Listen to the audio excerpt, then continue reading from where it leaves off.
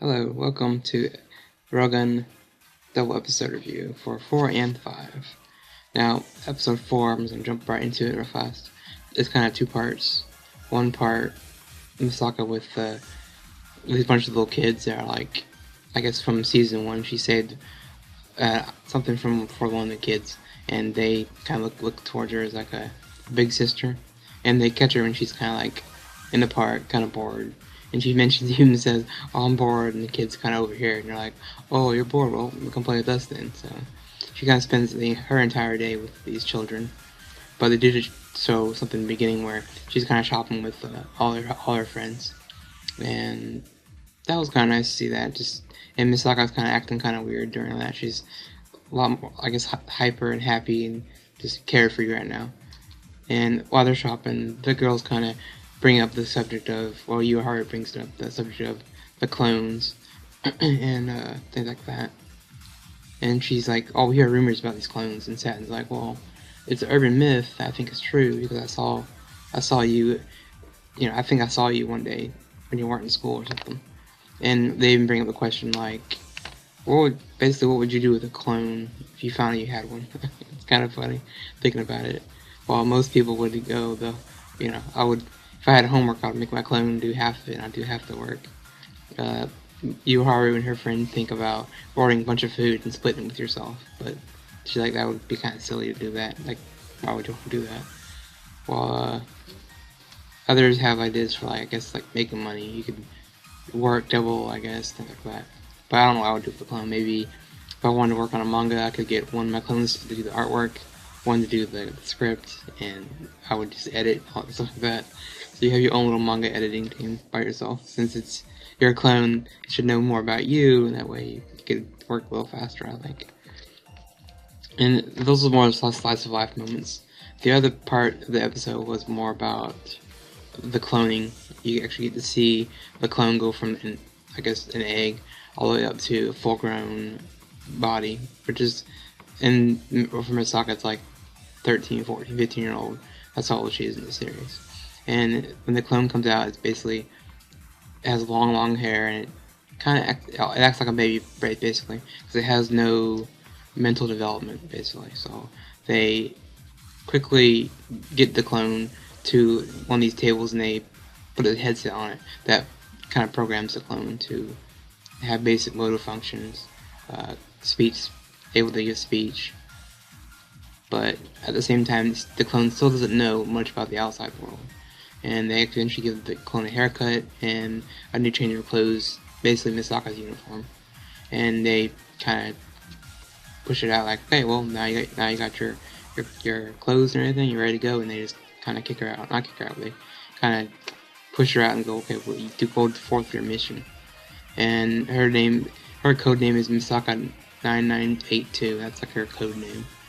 So I think they're revealing this was the very first fully grown clone they ever created right now. And before they kind of close the episode, or not close the episode, but in the cloning part, they show a room, like a darkened room with like a little bit of light, with all these body parts and everything, and it's basically the other clones that have been killed off for the experiment they're working on.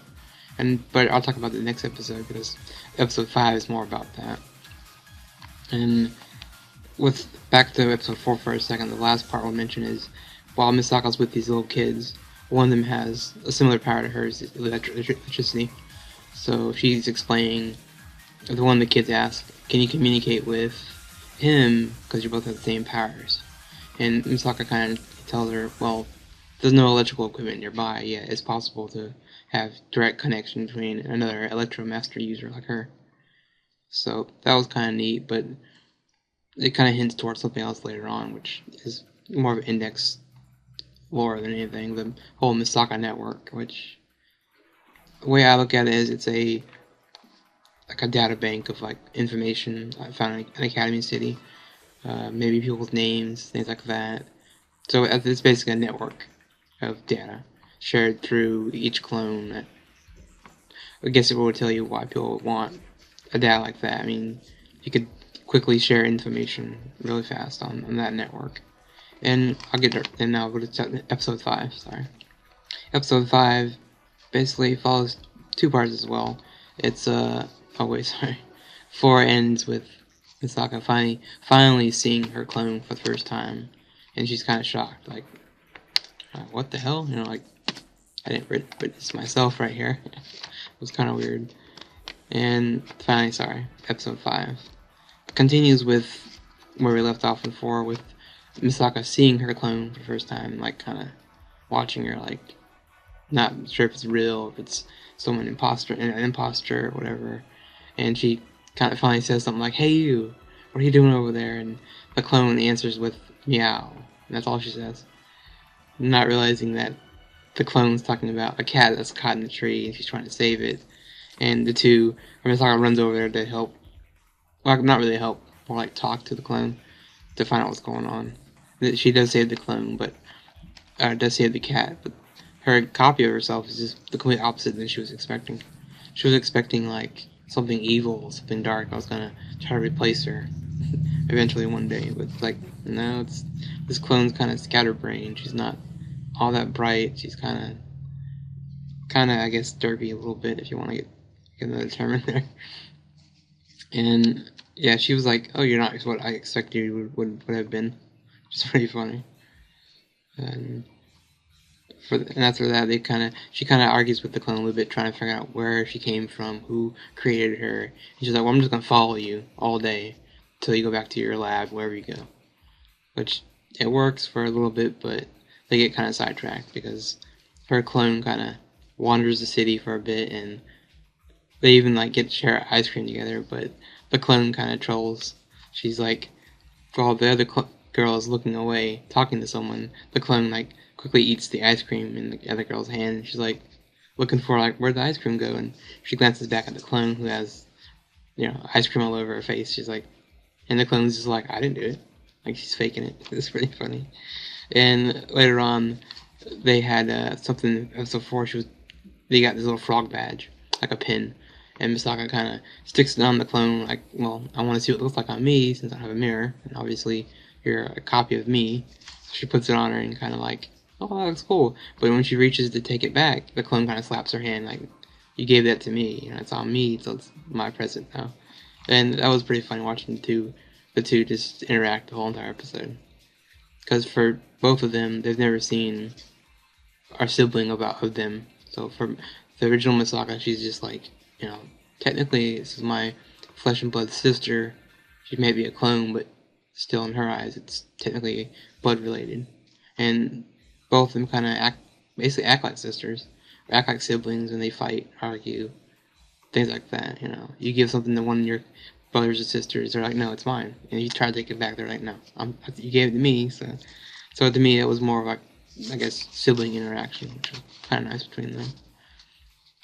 And eventually, the day comes to a close with the clone kind of just telling her big sister, is what she calls her, "Goodbye, I'll see you later," or basically just goodbye. And Misaka, kind of like the original, kind of just like, "Well, I guess see you later," and walks off. And later on, she does some more investigating onto the sisters and where this project's going, and she discovers that these clones of her that are being created serve only one purpose: to boost the power of another level 5, to get him from level 5 to level 6. And it's revealed that this person has to kill 128 different clones to achieve this new goal of level 6. And the events afterwards are this clone trying to fight level 5, and she's only like level 3. So the level 5 she's fighting is called Accelerator. If you don't know much about him, he's basically a kind of a quote-unquote villain of Index, I guess, part 1, the first half, because Toma in that series has to eventually beat him, but his Accelerator's power is basically trying to think of a way to explain it. He basically uses vectors, and if you shoot bullets at him, you can, you know, make the bullets fly other directions, because he can control I guess when something's shot at him, a projectile, he can control where it goes. And he has a field around him all the time that basically protects him from other espers. I don't think he uses mental powers on him. He's kind of like Misaka. in episode, I think 2 or 1, where that blonde girl tries to use her mind control on her and it doesn't work because Misaka also has a field around her which protects her from like people trying to use like psychic powers on her to read her mind, things like that. And Accelerator, he's kind of a weird case. They even state that he has to allow basically gravity to affect him because his power is just, I guess, that great. So he has to be, thinking about gravity on him the entire time while he's walking around. And he's, I guess, due to that, that's why he has white hair, very pale skin, because he doesn't block out radiation from the sun, or gamma rays, or you want to call them, from the sun.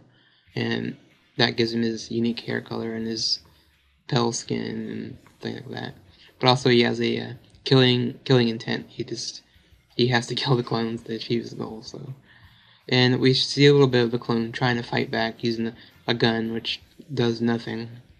And he chases her out to this, I guess, cargo area where they load boats and stuff. And he basically directs her. He touches her leg and like rips it off with little effort. And the other clone's trying to back away, and she leads into a landmine, but it doesn't work. He's like, sucks to be you. And Misaka, on the other hand, she finds out this is taking place, and she runs off to try to stop it. But she arrives just as Accelerator basically drops this, I guess, a train car on the clone and just like crushes her and kills her in one shot.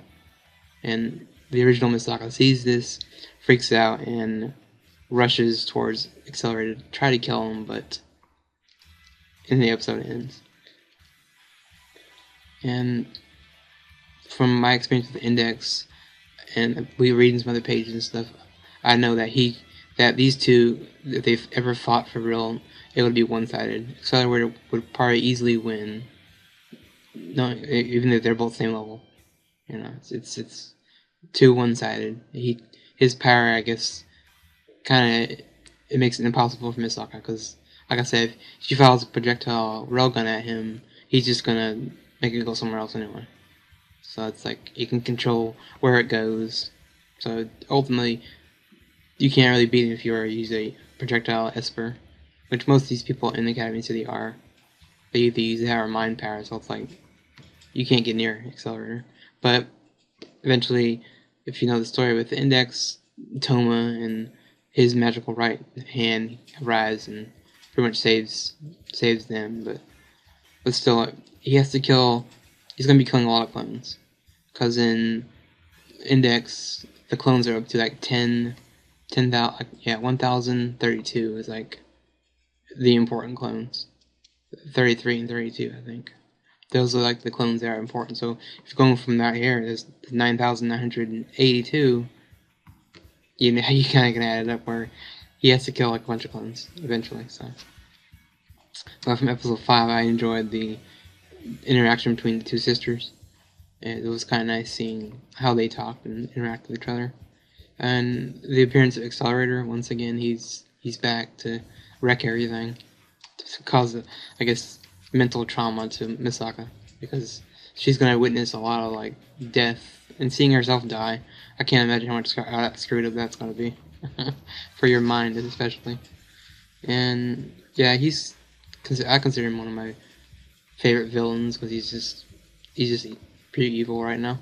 But he changes later on, but I won't talk about much of that. And yeah, like I said, Misaka, her fight with him it's too one-sided. I don't think she can ever win. But that's my episode review for episode 4 and 5. I'll try to get 6 next time instead of doing 2, but who knows. Till then, see ya.